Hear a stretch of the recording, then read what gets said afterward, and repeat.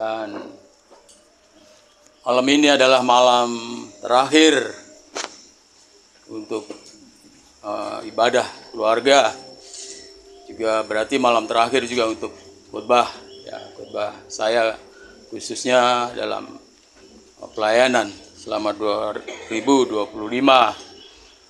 Minggu depan atau hari Minggu kita akan mulai khotbah yang kita memandang Kristus berkaitan dengan Natal.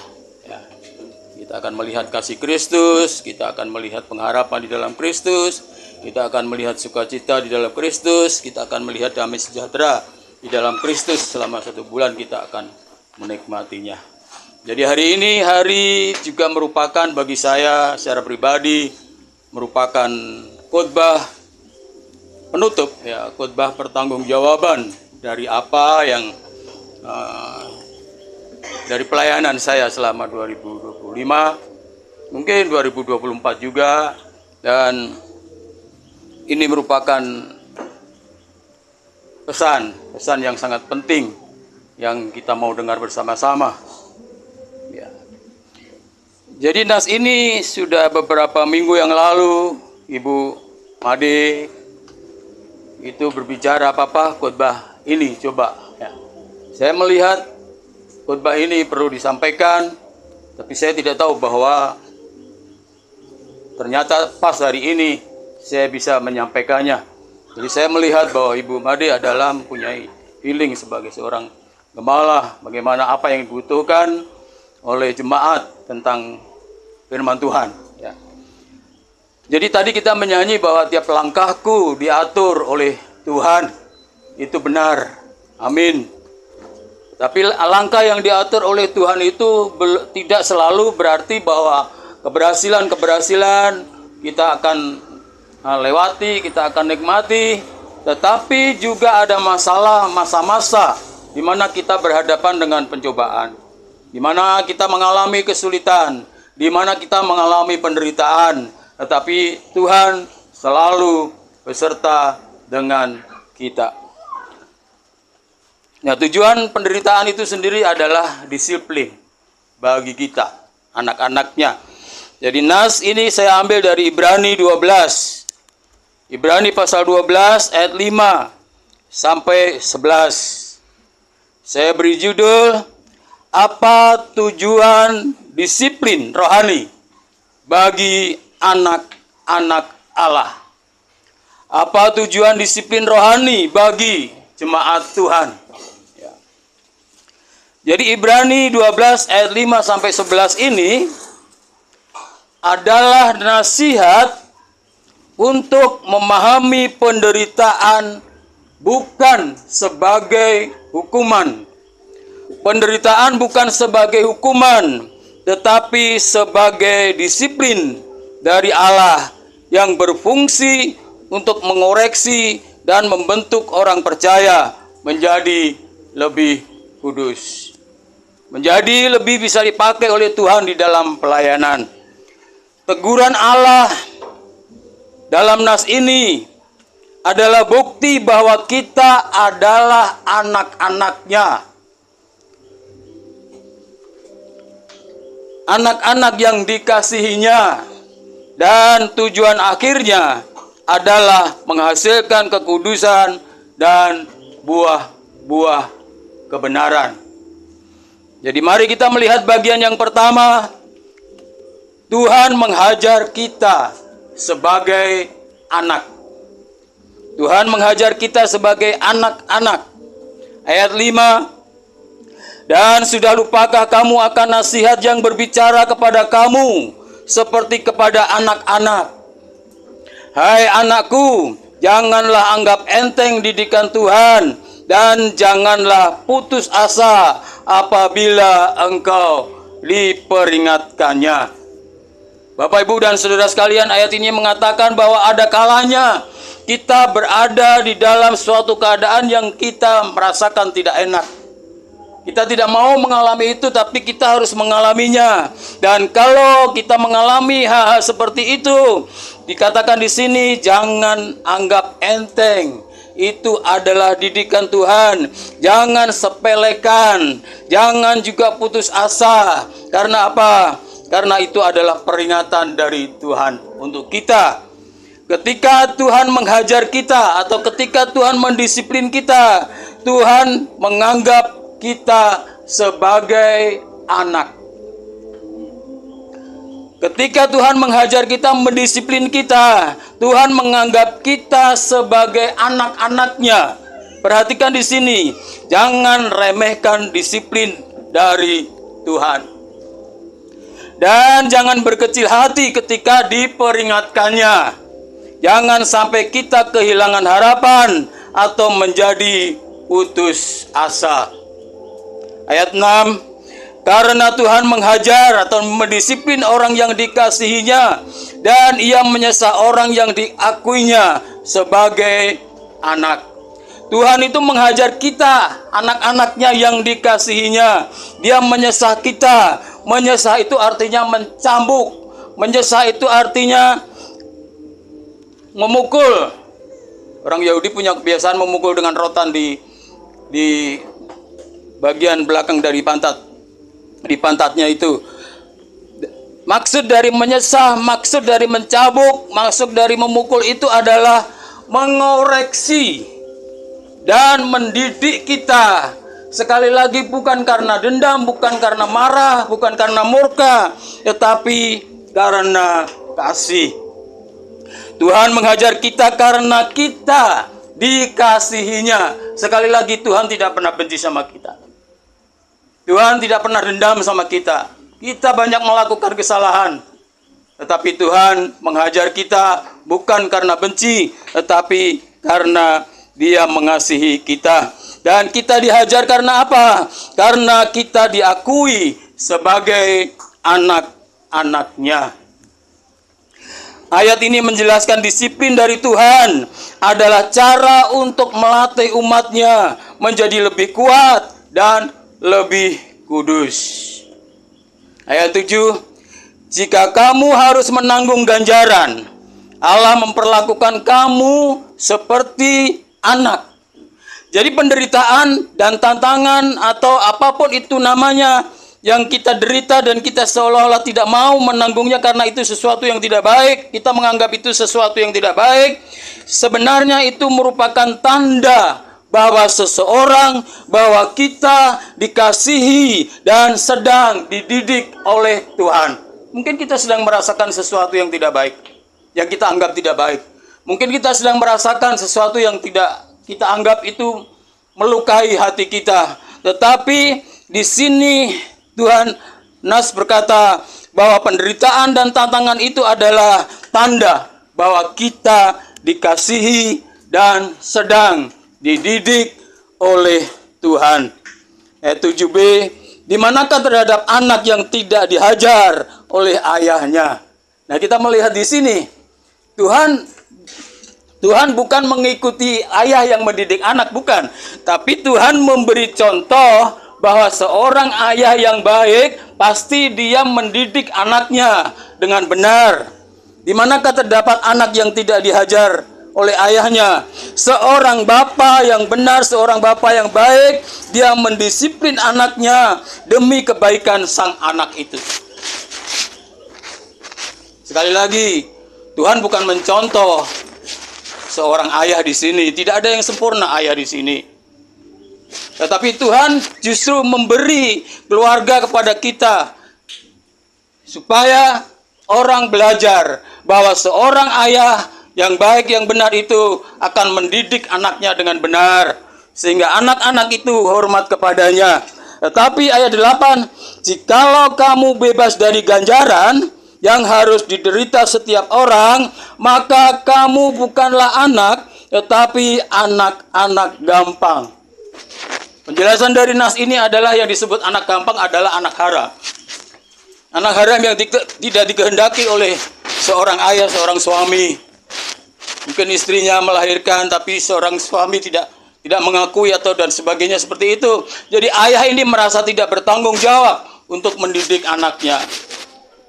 Kita tidak melihat kesalahan apa itu, tetapi di sini Seorang anak gampang itu artinya seorang yang tidak diperhatikan oleh orang tuanya. Kesulitan dan penderitaan yang Tuhan alami, yang kita alami, yang Tuhan izinkan kita alami adalah tanda bahwa Tuhan mengakui kita sebagai anak yang sah. Sebagai anak yang bukan anak yang gampang, tetapi anak yang diakui.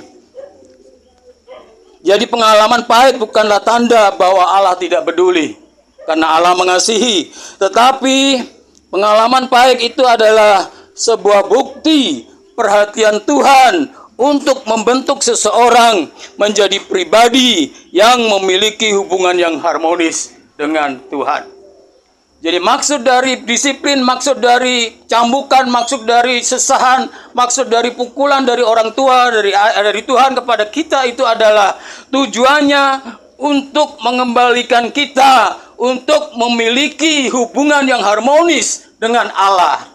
Kalau orang tua mendidik anak, memukul anak, itu juga orang tua bertujuan agar kamu kembalilah kepadaku. Kamu kembalilah, kita memiliki hubungan yang indah, yang harmonis antara ayah dan anak. Seperti itu.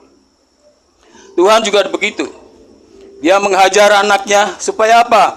Supaya kembali memiliki hubungan yang indah dengan Tuhan. Yang kedua, kita memiliki perbandingan disiplin dari ayah kita dan Bapa Surgawi. Ayat yang 9. Selanjutnya, dari ayah kita yang sebenarnya kita beroleh ganjaran dan mereka kita hormati. Sekali lagi, seorang ayah yang baik, seorang ayah yang benar, yang menurut Alkitab, yang takut akan Tuhan, dia akan mendidik anaknya sedemikian rupa sehingga apa? Sehingga anak-anak hormat kepada orang tua. Sehingga anak-anak hormat kepada ayahnya, kepada orang tuanya. Di sini ayah mendisiplin demi kebaikan anak dan anak-anak menghormati mereka. Jadi ada hal yang sangat penting di sini, sangat indah di sini. Ketika seorang ayah, seorang tua mendisiplin anaknya, memukul anaknya, menyesah anaknya, itu tujuannya adalah kembali terjadi hubungan yang indah, yang harmonis. Kembali supaya anak ini menghormati ayah mereka. Karena ketika seorang anak menghormati orang tua, maka hubungan itu menjadi indah, kembali menjadi indah. Tapi kalau anak-anak itu tidak hormat kepada orang tua, maka akan terjadi sesuatu yang tidak baik, hubungan yang tidak harmonis, hubungan yang tidak indah. Jika kita menghormati ayah kita, kita akan melihat ayah kita mendisiplin kita sebagai anak dan kita menghormati mereka. Jika kita menghormati ayah kita, betapa lebihnya kita harus menaati Bapa Surgawi. Ada perbandingan antara seorang ayah, seorang bapa duniawi dengan Bapa Surgawi. Jadi kalau ayah yang duniawi ini, kita ini bapa duniawi ini, kita mendidik anak kita dan kemudian kita dihormati oleh anak-anak kita. Demikian juga ayat mengatakan jika kita menghormati ayah kita, betapa lebihnya kita harus menaati Bapa di surga. Di sini siapa berstatus sebagai anak-anak, melihat ayahnya sebagai ayah yang baik, yang mendidik, yang menyesah dan menghukum, bukan menghukum sebenarnya, melakukan banyak hal yang mungkin dianggap keras, mungkin dianggap melukai, tetapi tujuannya adalah agar anak menghormati ayah, agar anak menghormati orang tua. Demikian juga ketika Bapa Surgawi kita menghajar kita, tujuannya adalah agar anak-anak itu, kita, anak-anak Tuhan, kembali kepada Bapa di surga, menghormati Bapa di surga. Ayat 9b, kalau demikian, bukankah kita harus lebih taat kepada Bapa segala roh, supaya kita boleh hidup? Kalau orang tua kita jasmani, kalau bapak kita jasmani, ayah kita jasmani, kita hormati. Apalagi kepada Bapa Surgawi kita, kita akan taat, kita akan tunduk, kita akan mendengar apa yang dia katakan. Supaya apa? Supaya kita boleh hidup. Artinya, ketaatan kepada Tuhan membawa kita hidup dalam apa? Dalam persekutuan harmonis dengannya dan menerima limpahan berkat-Nya. Kalau hubungan ayah dan anak itu harmonis, maka banyak berkat diterima oleh anak.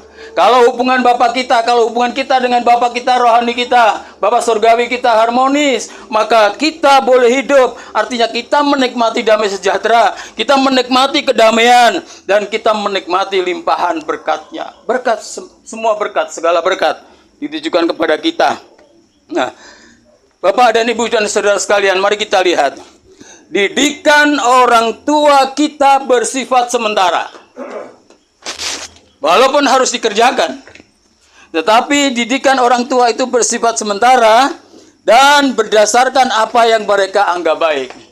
Jadi kalau ada bapak-bapak di sini termasuk saya merasa bahwa saya sudah mendidik anak saya dengan baik, maka itu adalah yang saya anggap baik, yang saya pandang baik. Tetapi sebenarnya kita tidak cukup baik. Kita tidak cukup sempurna untuk menjadi bapak. Yang sempurna adalah Bapa di surga. Sedangkan disiplin dari Tuhan selalu benar. Kalau Bapak kita di dunia jasmani tidak bisa mendisiplin dengan benar, tetapi orang tua kita, Bapa surgawi kita, mendisiplin kita, dan Tuhan selalu benar. Dan bertujuan agar umatnya dapat mengambil dalam kekudusannya. Ini bagian yang penting. Kekudusan itu apa? Kekudusan itu ya kalau berhubungannya dengan pelayanan, kita dipakai oleh Tuhan untuk melayani dengan baik. Sesuai dengan kekudusan kita. Ya, ada ayatnya di Timotius itu. Kalau kita sebagai alat itu membersihkan diri dari segala dosa, menyucikan diri, maka kita akan dipakai oleh Allah, dipakai oleh Tuhan untuk maksud yang mulia. Kalau kita tidak berada di dalam kekudusan, kita tidak dipakai oleh Tuhan untuk maksud yang mulia. Ayat 10b.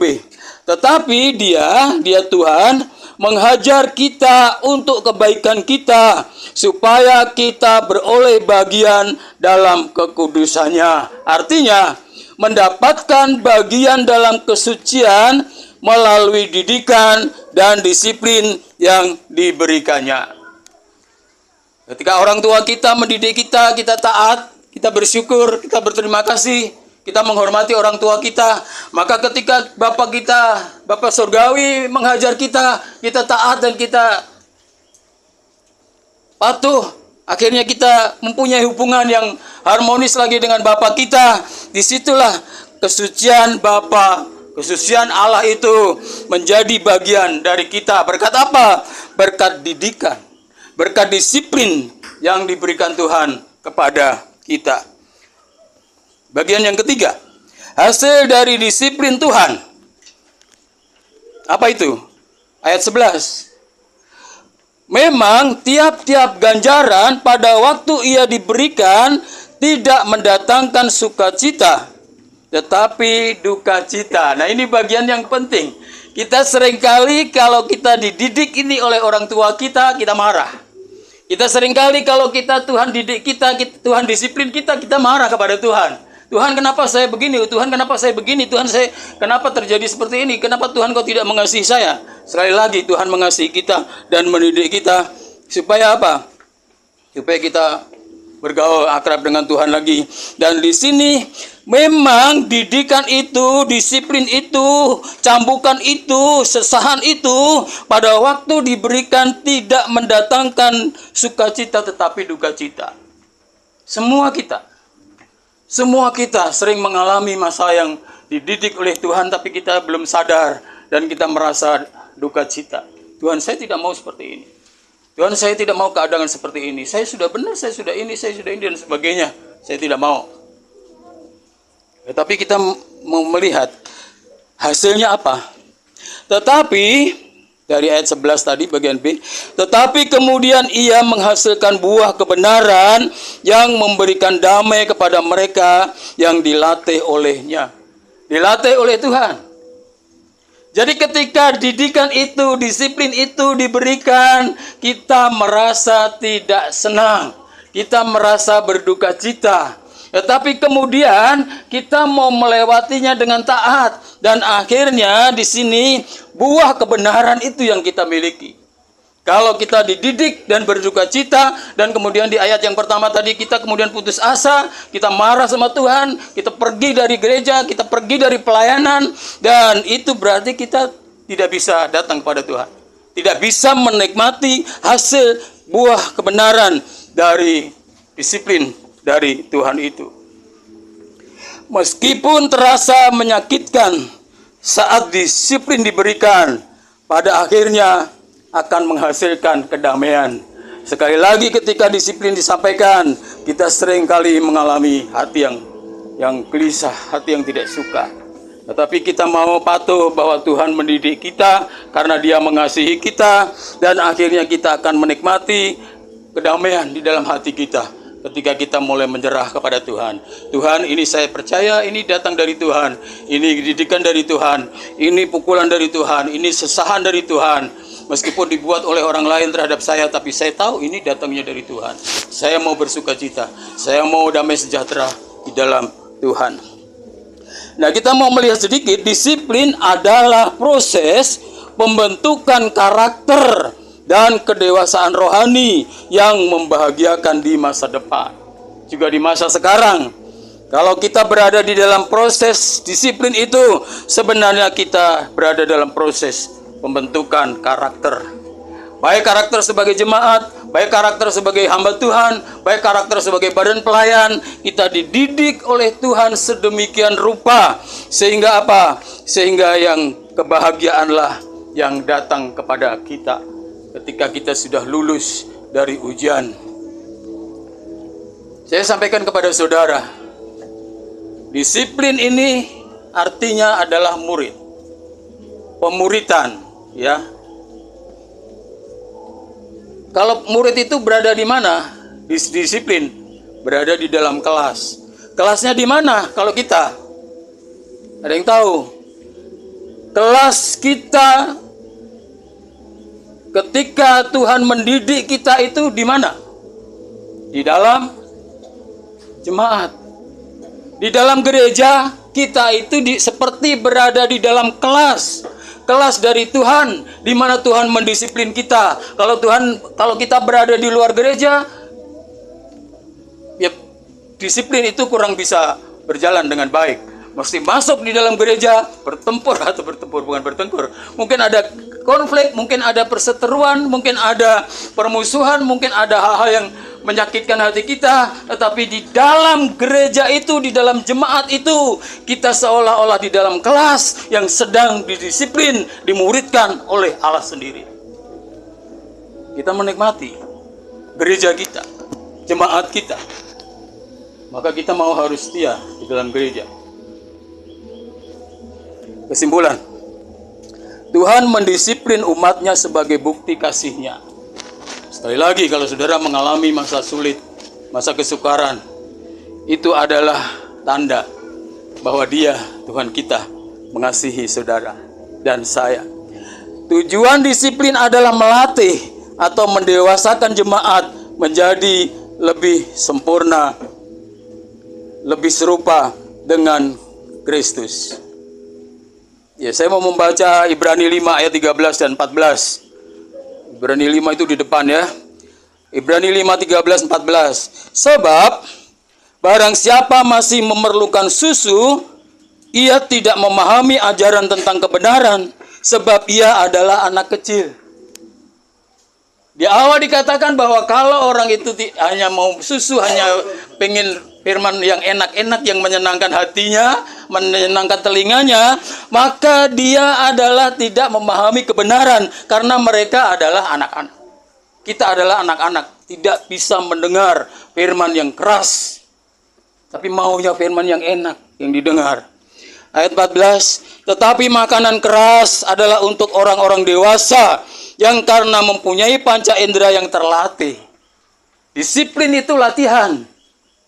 Dan orang-orang yang dewasa adalah orang-orang yang sudah disiplin. Orang-orang yang dewasa secara rohani adalah orang-orang yang terlatih. Terlatih apa? Terlatih untuk membedakan yang baik daripada yang jahat. Dilatih oleh Tuhan, didisiplin oleh Tuhan. Nah, ini salah, jangan begitu. Terlatih dia, akhirnya dia membedakan. Tidak perlu Tuhan berkata lagi, nah ini salah. Tetapi ketika kita menghadapi sesuatu hal, kita segera sadar bahwa ini salah dan saya mau kembali kepada Tuhan. Jadi, Bapak Ibu silakan mari kita perhatikan. Di dalam keluarga Allah, Bapa mendisiplin anak-anaknya. Ya tahu, di dalam keluarga Allah, Bapa surgawi mendisiplin anak-anaknya, yaitu kita. Kemudian di dalam keluarga jasmani, para ayah dan ibu mendisiplin anak-anak mereka. Betul ya? Ini kesimpulan. Dan saya mau bertanya kepada saudara. Kalau di dalam jemaat, melalui siapa Tuhan mendisiplin jemaatnya? Ini pertanyaan kita. Allah secara umum mendidik kita, mendisiplin kita, anak-anaknya. Bapak kita secara khusus di dalam keluarga mendidik kita, mendisiplin kita. Pertanyaannya, kalau di dalam jemaat, siapakah yang memperoleh tugas, otoritas sebagai pendisiplin?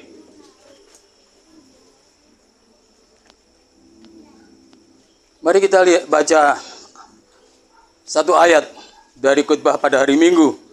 2 Timotius 4 ayat 2. Beritakanlah firman, siap sedialah, baik atau tidak baik waktunya, nyatakanlah apa yang salah, tegurlah dan nasihatilah dengan segala kesabaran dan pengajaran.